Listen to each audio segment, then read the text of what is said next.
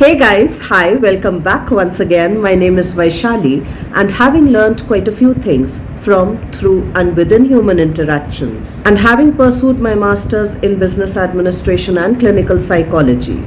I today wish to talk about healing and how at times healing can feel and seem like disloyalty. So, in essence, healing is about addressing the wound, addressing the rupture, whether it's physiological wound or whether it's psychological and emotional wound. It's about being present, it's about nurturing, it's about caretaking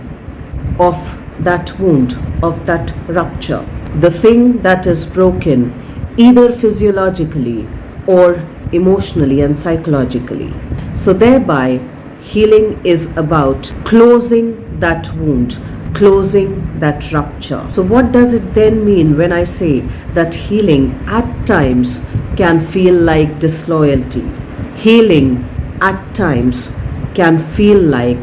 breaking out of the confines or being unconfined. So if I consider the example of the movie Three Idiots, or of the movie PK, or/and of the movie Toilet Ek Prem Katha, through the movie we would come to realize the discord, the disconnect, the stress and the strains between the relationships shared by the parent and the child. The parents who had their own version of rights and wrongs, of good and bad, influenced by their own cultural understanding, influenced by their own societal understanding, influenced by their own understanding of the gender norms, through the messages that they had received during their own lifetimes, which had shaped their mindset, thereby their beliefs, were to a degree in conflict with those of their own kids. And it was in the difference in these ideas and ideologies and these belief systems that had caused that stress, or rather distress, which had caused that strain, which had caused that conflict. So whether we look at the movie PK, wherein the father of Jaggu or Jagat Janani had some version of his own limited beliefs, influenced by his society, influenced by his family, influenced by his culture, influenced by his religion, he in a way abandons her so as to not abandon his loyalty towards his version of his beliefs, of his ideologies, of his beliefs which he had inherited through the course of his lifetime from others, and had probably not re-evaluated it himself if they held true for him. And so in a way, when he felt that his child is going against him, or rather against his beliefs and thereby his mindset, he kind of abandons her. He kind of disconnects from her. And in order to heal their own personal wounds and even the wound of the relationship, of their relationship, they first had to look at the wound itself.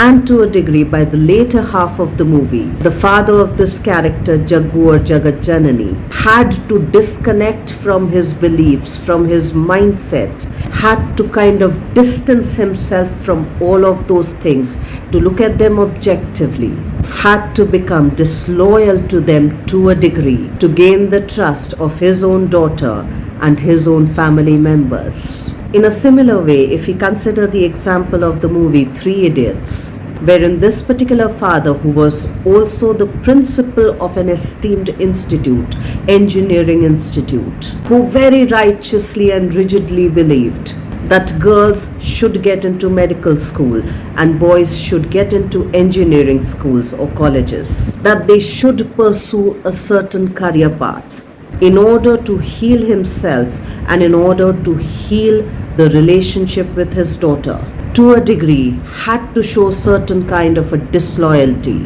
had to move out of his own confines, his own limited beliefs, in order to heal his relationship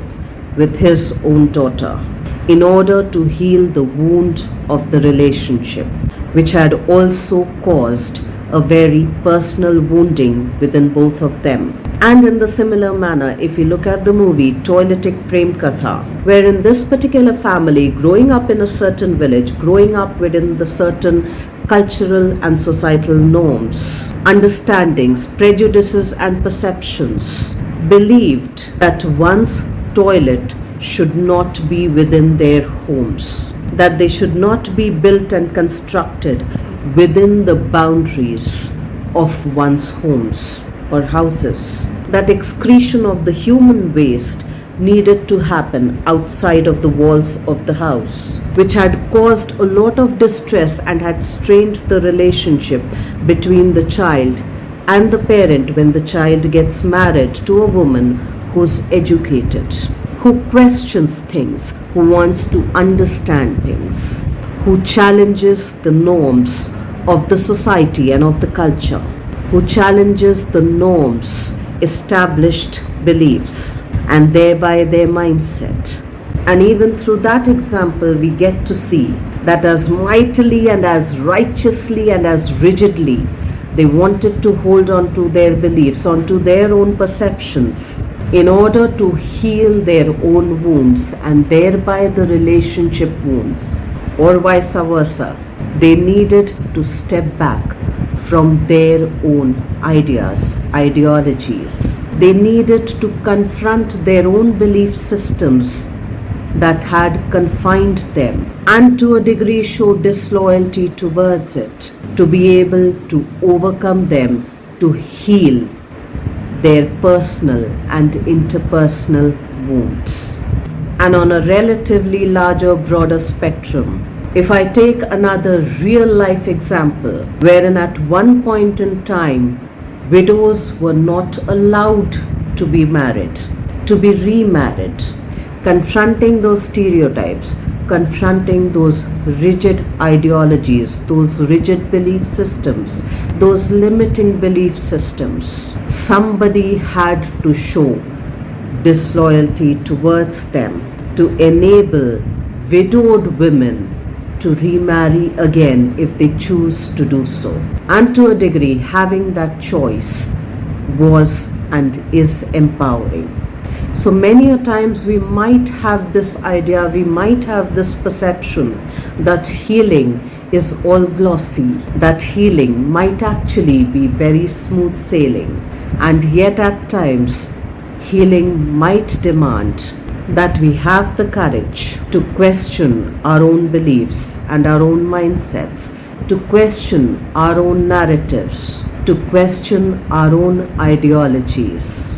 to even break them if need be, which on many instances might feel like disloyalty. Disloyalty towards the established system, disloyalty towards the established perceived norms, disloyalty towards what has always been accepted, and probably even disloyalty towards our own family members. And it may not always feel pleasant and comfortable,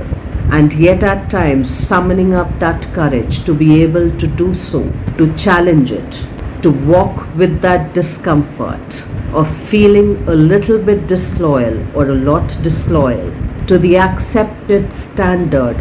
rigid norms, might be the only way that we heal on personal and interpersonal levels. Let's try and think about that. Let's try and reflect on that. And I will see you once again the next week. Till then, stay tuned in. And guys, if you do like the contextual content of these videos, please do like, share and subscribe.